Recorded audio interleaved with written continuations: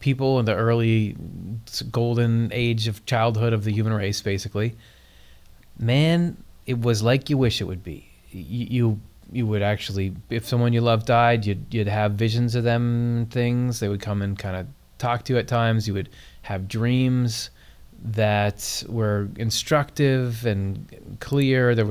You would understand how you see kind of God in everything. Like, it was very much like you'd want it to be. Yeah, and something that helps me kind of believe Swedenborg's amazing statements about how it used to be. And he says, well, I went to heaven and I met those people, so I can tell you what they were like. But it's also written on every individual in the sense that in your early childhood, like, just to get a little technical about it, but isn't there some seventh state of consciousness that newborns have that other people don't have? A waking REM state, where their eyes are open, they're awake, but they're in a REM state. That's cool. And they're smiling at things that you can't see. I remember, my children would look at something over my shoulder, and then they just light up, and then they'd look at me and go, oh. And then they look at that thing, and they're smiling. Well, we have experiences in our early childhood. That was sort of the childhood of the human race. Yes. That's great. It kind of fits in a nice way. That's cool. Waking REM state. I didn't know that, man.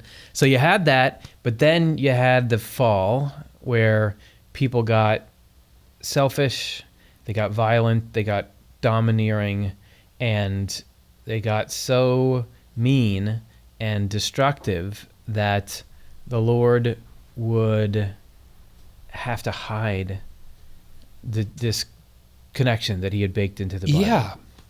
Yeah, just the way if you had somebody, a roommate in college or something like that, who just gets into a bad state, and then they're stealing your food, and they're looking for your money, and they got hooked on drugs or whatever it is. You gotta hide it. So you gotta hide you gotta hide the good, the important things that you have, that you own. But that's not where the story ends, because now we're actually coming back. We're reconnecting. This is from Apocalypse Explained, 957. So there was a time when heaven couldn't speak to the church, but the time is changing. But there had to be a big event that happened to get that to happen. The divine truths that lie interiorly stored up in the Word could not be made known until after the Last Judgment was accomplished. The Last Judgment. The Last Judgment. Okay. I just blew past it because I'm so used to reading, the Last Judgment, the Last Judgment. in Swedenborg. Of course. But this, he's saying, hello, dear viewer. Swedenborg is saying the Last Judgment foretold in the book of Revelation That's right. has already taken place. You missed it because it happened in the spiritual world in the 1700s. There's a whole episodes we did about that. That there was a massive restructuring of the way the spiritual world works, and so that happened. We'll gloss over it here, but that was something. The reason is that the hells prevailed previous to this. Since then, the heavens prevail. Whoa! And a person is in the midst between the hells and the heavens. Therefore, when the hells prevail, then the truth of the word is either perverted, despised, or rejected. But the contrary is the case when the heavens prevail. From these things it is evident why divine truths are now first discovered and the spiritual sense of the word revealed. Like that's why Swedenborg could get the revelations that he got, was because it's a new era. That's right. And it seems like, it's amazing, the timing, because his spiritual eyes start to open in, say, 1743, and then by 1757 he's witnessing this Last Judgment in the spiritual world, writes it down, and then after that he's writing all these books. Like he's a witness of this thing, and I'm sure it sounds incredible to people, but it's kind of amazing to me, the thought of like, no, the plan all along was to bring this back. We just need to hide it until your roommate gets sober, or something like that. And then we can we can bring this back. This is then going to his book Supplements 11. Before the last judgment on people who had separated faith from caring was carried out, so there's a bunch of people who had perverted religion, and they were getting in the way in the spiritual world of everything. Yeah. So God just scooched them to the Millions side, of them. scooched them out. I don't know if he uses that word or not, or what's Latin for scooched. Yeah. Scoochius. Scoochare. Much of the communication between heaven and earth, and therefore between the Lord and the church, was blocked. Any enlightenment we have comes to us from the Lord through heaven and enters us by an inner route. As long as there were gatherings of people like this between heaven and the world, that is, between the Lord and the church, we could not be enlightened. It was like what happens when the brilliance of the sun is obscured by the interference of a black cloud, or when the sun is eclipsed by the moon and its light is cut off. This means that if anything had been revealed by the Lord, it would not have been understood. Or if it were understood, it would not have been accepted. Or if it were accepted, over time it would have been smothered. Since all the gatherings that were causing obstructions have now been dispersed by the last judgment, we can see that communication has been restored between heaven and the world, that is, between the Lord and the church. That is astonishing. That's absolutely amazing. There's a And lot to in think there. about so quickly, because the way Swedenborg describes the heart of that event, it was like over a 15-month period or something. There's going to have a long tail of positive effects. But the idea that something got cleared out and that was almost impossible, and it makes you wonder about, well, how amazing that Swedenborg was able to get all this, despite, somehow some ray of light was able to get through all that murk to Swedenborg. And what he says is that a lot of what he got was when he was reading scripture. That's how he was able to be enlightened, by reading these very stories. And that made the Lord present, and he could see what was going on. So you can rest easy today knowing that there is, if you look at history and say like, oh, there's just so much bad stuff in history, it's different now. I know there's still stuff happening in the world. Sure. But it's different now. Something has changed. There's more heaven coming into the human race. Heaven is more available than it was. And I think a lot of people think, there's probably lots of people who disagree with that, but I think there are a lot of people who think that there's something positive is happening. It's not that everything that's happening is positive, but that things are moving and shifting. There's a lot of sense of change in the human race and the thought. And I always think of Howard Storm's point that in 200 years, the human race is going to be a much better state than it was. But I think there are similar beliefs in various ways, even from Native American prophecies or different things that Age of Aquarius. This is it, Don. Yeah, right. That there's going to be positive things ahead for the human race, and to think of that main obstacle has been cleared out now. And what an image, those dark clouds, because you can have the magnificence of the sun 93 million miles away, blasting out, just radiating out the equivalent of love and light, and then it gets to like 700 feet over your head, and there's this huge black cloud, and it's stopped right before it gets to you. That's kind of what it was like. And so just moving that out of the way, then all this beauty is available in a way that it wasn't. So one of the good things that the human race is going to get, although this might not have been top on anyone's list, is that we're going to be able to understand correspondences again. We're going to be able to read this language of the Bible we're telling you there is. You're going to be able to get it. This ancient wisdom, the deeper meaning of Scripture, is going to be allowed to come back. Coming back. Because it's safe now, or it's gradually becoming safe for them. Yeah, I don't know. In a way that it wasn't. The trail is cleared. The skids are greased. Whatever those are, it's coming. Yeah. Whatever they are, they've definitely been greased. Oh, man, like crazy. This is Supplements 12. That is why revelations for the new church were given after the last judgment had taken place and not before. This is because once communication is restored by the last judgment, we can be enlightened and reformed.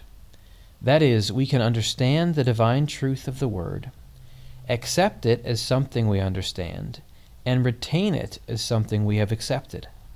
The obstacles have in fact been removed. So John says that after the first heaven and the first earth passed away, he saw a new heaven and a new earth, and then saw the holy city Jerusalem coming down from God out of heaven, prepared as a bride adorned for her husband. And he heard the one who sat on the throne say, "Behold, I am making all things new." So the correspondence is that's not really about a first heaven and a first earth, like whatever you would mean by heaven, Right. the sky or the universe or the actual Right. heaven Right. is gone, and then the earth is like the planet Earth. He's saying there's a new church. They're saying people that were in heaven, but in a new configuration. I've heard from some people you and I work with that the number of searches for what does this and that mean in the Bible have just gone shooting up in the last couple of years. Yeah. It's really interesting that we may be at the beginning of something exciting. We're at an exciting moment, I think, where people are starting to go, wait a minute. First of all, to pose that question means there probably is a meaning. I don't know what it is, and I want to find out. Continuing on. The state of the world and the church before the last judgment was like evening and nighttime. After it, the state is like morning and daytime. When the light of truth cannot be seen and truth is not accepted, the state of the church in the world is like evening and nighttime. We can see this was the state of the church before the last judgment. When the light of truth becomes visible, though, and truth is accepted, the state of the church in the world is like morning and daytime. This is why in the Word these two states of the church are called evening and morning, or night and day, as in the following passages. The Holy One said to me, "Until 2,300 evenings and mornings, then the holy place will be set right." The vision of evenings and mornings is the truth. By the way, this is going back to the book of Daniel. So he's saying even This there... is your Old Testament, pre-Jesus. This is what is it talking about, and why is it using that language? Now you know. Then in Zechariah, one day that is known to Jehovah will not be day or night, because there will be light around the time of evening. So who cares if it's like some meteor goes by and lights up the world for a minute? If you were trying to read that really literally, that would be of no consequence. But if it's saying the state that you think, like, it gets dark, it gets light, but then you think it's going to get dark again, but no, it stays bright. The state of understanding is going to increase at a time when you don't expect it, but when you need the light. Like evening is kind of when you need, right? Yep. You could use the light, and yet you're thinking, oh, we're just going into the dark. It's over. But all of a sudden there's light in the... What an interesting image. Okay, so good things are happening. The heaven and the church are getting reconnected. The golden age is coming back bigger and better than ever. There's nothing to fear. The correspondences, the why does God write this? The human race is going to be able to get it. Even now, there's access to those correspondences like there never was before. But there's a bar set. There's a requirement in order for you to actually start to access those ideas. And it is that you got to have your heart in a good place. You got to intend good with them. That's the secret password. So there's still a password. Password. It's just gone from like heavily encrypted where nobody can guess the password. Yeah. To you just have to come in from the point of view of love, and then you can get all of this more readily than in the past. Let me read this to you. Sacred Scripture 19. There is still a deeper level of meaning in the word, one called heavenly. So still, like, this is the inmost level. Yeah. It is almost impossible to extricate this meaning, though, because it is suited not so much to the thinking of our intellect as to the feelings of our will. And since both meanings are present, the word brings to life people who read it with reverence. Part of it is that maybe that's what we were talking about before, with the feelings that you get. Different parts of it make you feel something. Maybe that you're tapping into that. Yeah. The heavenly sense. The heavenly sense. That's an awesome thought. And I got the mental image when you were talking about this truth being available. Isn't there a reference to, first of all, I was thinking about how you got the Garden of Eden at the beginning of the Bible. And then at the end of the Bible, you have something that's like the Garden of Eden because it has a tree of life, but it's a city now, and it has these fancy streets and things in a way that weren't, there's precious stones and there's, Yeah. The original one was just a garden. I'm not knocking it. No, I'm just saying man. there is sort of a development there that's going to come back, but it'll have some added upgrades and features. That's cool. I never thought of that. So if you've got these two powerful images at the beginning and end of the scriptures, and they both are describing the great state of the human race, and how we're supposed to be.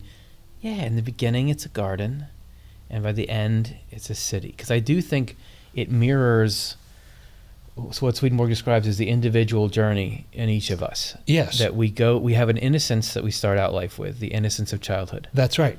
Innocence is very important, which Swedenborg defines pretty clearly in places as it's a willingness to be led by the Lord. Yeah. So innocence is important. You have that, and that's what you have when you're a little kid.